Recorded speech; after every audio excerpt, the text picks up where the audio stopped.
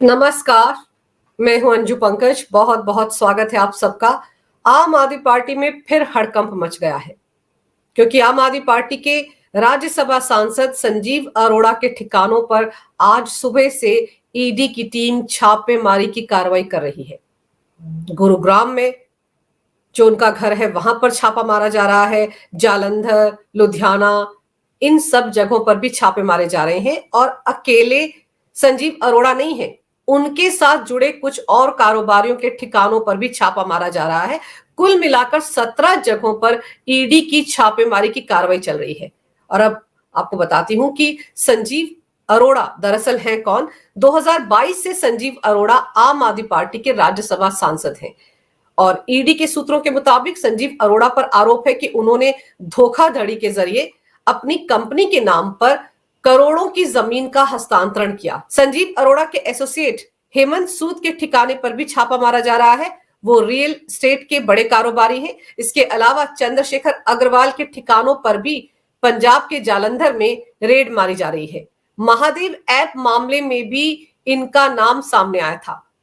संजीव अरोड़ा 61 साल के हैं और 1986 से कारोबार कर रहे हैं। रितेश इंडस्ट्रीज लिमिटेड के नाम से उन्होंने एक बड़ा एक्सपोर्ट हाउस बनाया है।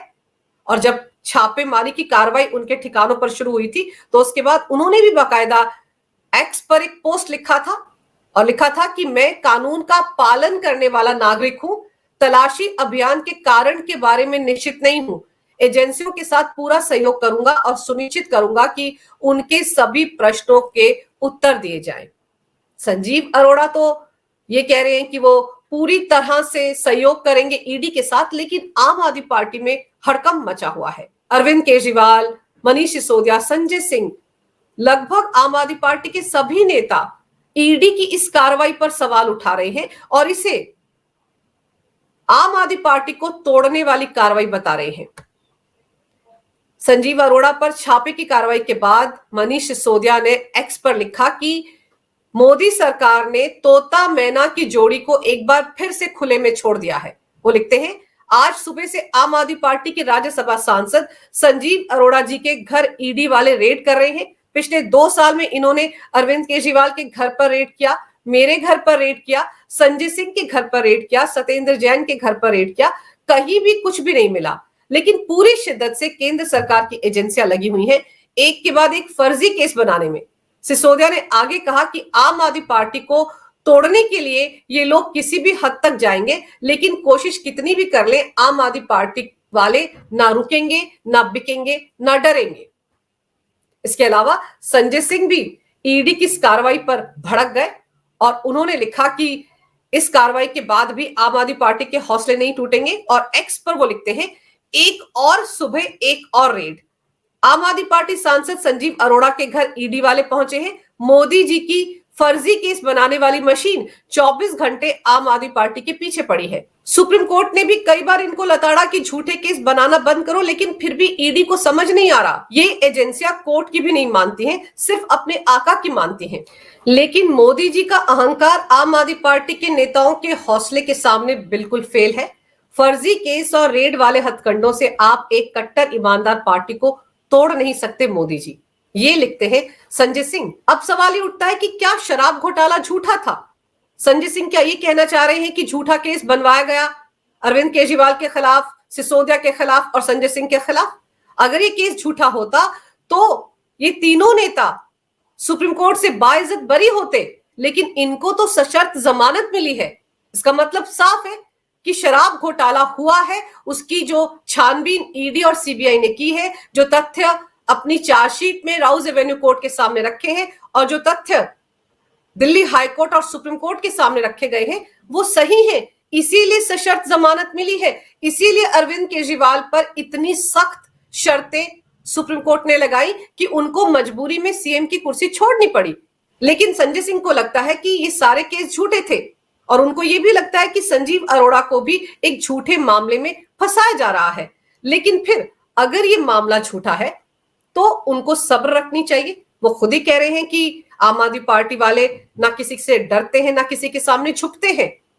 तो अगर ये झूठा केस होगा तो सच्चाई सामने आ जाएगी, लेकिन हकीकत यह है कि ये ईडी का मामला है, मनी लॉन्ड्रिंग का मामला है और संजीव अरोड़ा का कारोबार अमेरिका तक फैला हुआ है।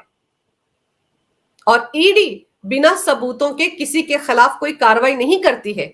ईडी जब छापा भी मारती है तो पुख्ता सबूत उनके पास होते हैं, तभी छापेमारी की कार्रवाई होती है। और फिर अरविंद केजरीवाल ने आज आतिशी मारलेना के साथ एक प्रेस कॉन्फ्रेंस की। उस प्रेस कॉन्फ्रेंस में भी उन्होंने सवाल उठाया कि आखिर संजीव अरोड़ा के ठिकानों पर छापा क्यों मारा जा रहा है। ऐसा लग रहा है कि बदले की भावना से ये सब कुछ किया जा रहा है। उन्होंने तो यहां तक कहा कि हरियाणा विधानसभा चुनाव में और जम्मू कश्मीर में विधानसभा चुनाव के दौरान जो हालत होने जा रही है बीजेपी की, दरअसल उसी की बौखलाहट है कि ईडी को आम आदमी पार्टी के पीछे फिर से लगा दिया गया है।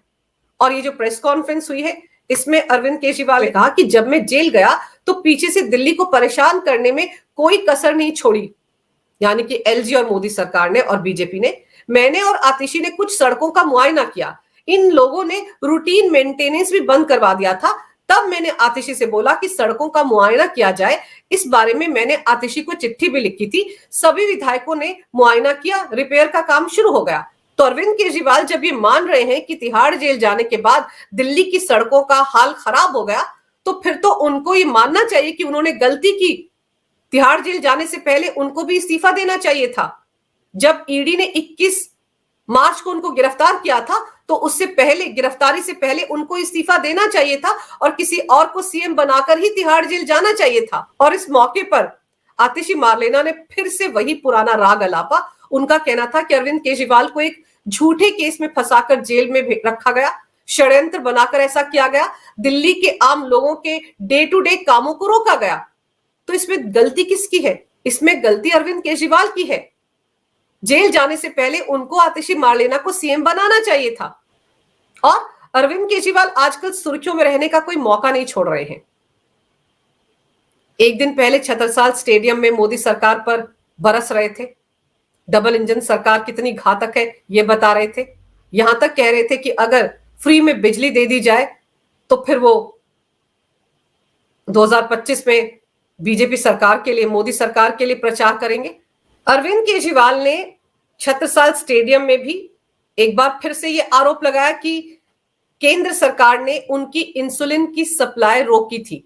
जब वो तिहाड़ जेल में बंद थे, उनको डायबिटीज है, उनको हर रोज 54 यूनिट इंसुलिन चाहिए होता था, लेकिन जानबूझकर उनकी इंसुलिन की सप्लाई रोकी गई थी।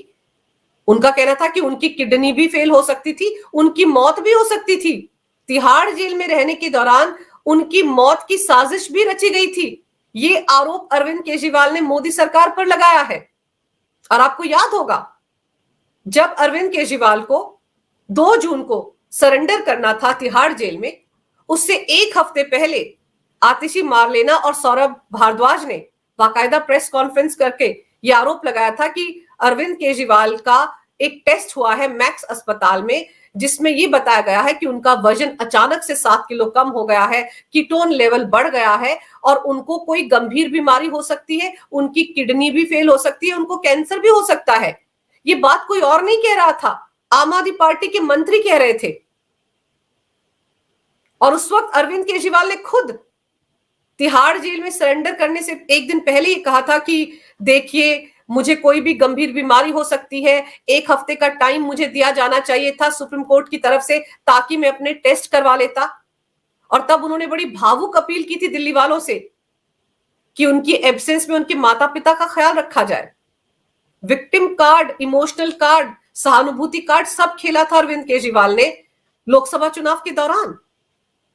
उनकी पार्टी के नेताओं ने तमाम तरह के आरोप लगाए थे कि अरविंद केजरीवाल को तिहाड़ जेल में मारने की कोशिश हो रही है, इंसुलिन नहीं दिया जा रहा है। कितनी बार तिहाड़ जेल ने इस बारे में सफाई भी पेश की थी। अरविंद केजरीवाल का डाइट चार्ट और कैसे एम्स अस्पताल के डॉक्टरों की एक टीम उनका मुआयना करती है, ये सब कुछ बताया गया था। और ताज्जुब की बात यह है कि जिस तिहाड़ जेल प्रशासन पर अरविंद केजरीवाल इंसुलिन नहीं देने का आरोप लगा रहे थे, उनको मारने की साजिश का आरोप लगा रहे थे, वो तिहाड़ जेल आम आदमी पार्टी के अंडर आती है, आम आदमी पार्टी सरकार के अंडर आती है। और अब अरविंद केजरीवाल फिर से यही बात बोल रहे हैं कि उनकी मौत भी हो सकती थी तिहाड़ जेल में, और इसके लिए जिम्मेदार कौन होता? मोदी सरकार। लेकिन बड़ा सवाल यह है कि अरविंद केजरीवाल को अगर इतनी भयानक बीमारी होने का अंदेशा था 2 जून को और उससे एक हफ्ते पहले, तो अरविंद केजरीवाल जो अभी सितंबर महीने में जमानत पर बाहर आए हैं, उसके तुरंत बाद वो मैक्स अस्पताल क्यों नहीं गए? क्यों नहीं उन्होंने वहां जाकर अपने बाकी टेस्ट करवाए? कम से कम पता तो चलता कि वो गंभीर बीमारी कौन सी थी, झूठ बोलने की गंभीर बीमारी थी या कोई और बीमारी थी। कम से कम इसका पर्दाफाश तो होना चाहिए था। मैक्स अस्पताल के उस डॉक्टर से पूछा जाना चाहिए जिसने अरविंद केजरीवाल के टेस्ट किए थे मई महीने में, और जिनमें यह अंदेशा जताया गया था कि उनको गंभीर बीमारी हो सकती है। लेकिन जिस दिन से अरविंद केजरीवाल तिहाड़ जेल से जमानत पर बाहर आए हैं, एक बार भी कहीं ऐसी कोई खबर नहीं आई कि अरविंद केजरीवाल किसी अस्पताल में गए हो और उन्होंने अपना कोई टेस्ट करवाया हो, पता चला हो कि उनकी किडनी फेल होने वाली है या उनको कैंसर होने वाला है। कोई ऐसी खबर तो कहीं सामने नहीं आई। तो इसका मतलब यह है कि आतिशी मारलेना और सौरभ भारद्वाज उस वक्त झूठ बोल रहे थे ताकि किसी ना किसी तरीके से अरविंद केजरीवाल को एक हफ्ते का एक्सटेंशन मिल जाए अंतरिम जमानत में, जो सुप्रीम कोर्ट से उनको मिली थी। इतना बड़ा झूठ बोला जा रहा था अरविंद केजरीवाल की सेहत को लेकर। ऐसी गंभीर बीमारियों के बारे में तो कोई अपने दुश्मन के बारे में भी नहीं बोलता है, लेकिन आम आदमी पार्टी में सौरभ भारद्वाज, संजय सिंह और आतिशी मारलेना अरविंद केजरीवाल को लेकर ऐसी गंभीर बीमारियां गिना रहे थे। आप सोचिए, कोई कैसे अपनी पार्टी के नेता के बारे में ऐसी बातें कर सकता है? और फिर ऊपर से अरविंद केजरीवाल। अब उन्होंने नया कार्ड खेलना शुरू कर दिया है। हर रोज एक नया आरोप लगाते हैं मोदी सरकार पर। अब वो आरोप लगा रहे हैं कि उनकी तो मौत हो सकती थी तिहाड़ जेल में। तो ये जो आरोप अरविंद केजरीवाल लगा रहे हैं, इनकी जांच होनी चाहिए, वरना जब तक दिल्ली में विधानसभा चुनाव नहीं हो जाएंगे, इस तरह के ड्रामे हर रोज देखने को मिलेंगे। और दूसरी तरफ सबसे अहम बात यह है कि संजीव अरोड़ा, जो आम आदमी पार्टी के राज्यसभा सांसद हैं, जिनके ठिकानों पर छापे पड़ रहे हैं ईडी के, उन्होंने भी खुलकर अरविंद केजरीवाल का उस वक्त समर्थन नहीं किया था जब वो शराब घोटाले में जेल के अंदर गए थे। आम आदमी पार्टी के जितने भी सांसद पंजाब से आते हैं राज्यसभा के, वो खुलकर कभी भी अरविंद केजरीवाल के समर्थन में सामने नहीं आए, क्योंकि वो ज्यादातर लोग ऐसे हैं जो कारोबारी हैं, जो अपना कारोबार करते हैं, और उनके बारे में कहा यह जाता है कि उन्होंने पैसे देकर सीटें खरीदी है। ये आरोप लगते हैं आम आदमी पार्टी पर। वरना आप खुद सोचिए, आशुतोष आम आदमी पार्टी को छोड़कर क्यों जाते? वो भी तो चाहते थे कि राज्यसभा सांसद बने, लेकिन तब भी अरविंद केजरीवाल एंड कंपनी पर आरोप लगा था कि उन्होंने राज्यसभा की सीटें बेची हैं, मोटी मोटी रकम वसूल की है राज्यसभा की सीटों के लिए। और यही कहा जाता है पंजाब के कारोबारियों के बारे में, चाहे वो अशोक मित्तल हो या संजीव अरोड़ा हो या फिर एनडी गुप्ता हो, इनके बारे में यही कहा जाता है कि इन्होंने मोटी रकम देकर राज्यसभा की सीटें आम आदमी पार्टी से खरीदी हैं। लेकिन आज उन्हीं संजीव अरोड़ा के ठिकानों पर जब छापेमारी की कार्रवाई हो रही है, तो सबसे ज्यादा छाती पीटने वालों में आम आदमी पार्टी के नेता ही आगे हैं। उन्हें तो उल्टे सवाल करना चाहिए कि संजीव अरोड़ा उस वक्त कहां थे जब अरविंद केजरीवाल तिहाड़ जेल के अंदर बंद थे, मनीष सिसोदिया तिहाड़ जेल के अंदर बंद थे। उस वक्त ये सांसद सामने कभी नहीं आए, लेकिन अभी जब उनके ठिकानों पर ईडी के छापे पड़े हैं, तब सबसे ज्यादा छाती पीटने वालों में अरविंद केजरीवाल, सिसोदिया और संजय सिंह है।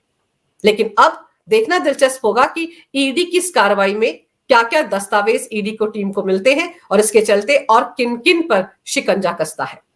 अगर आपको ये वीडियो अच्छा लगे तो कृपया इसे लाइक करें, शेयर करें। अगर आप पहली बार मेरे चैनल पर आए हैं तो कृपया मेरे चैनल को सब्सक्राइब करना ना भूलें। मेरे चैनल को अपना पूरा समर्थन दें। ये वीडियो देखने के लिए बहुत बहुत धन्यवाद। नमस्कार। भारत माता की जय हो। वंदे मातरम और जय श्री राम।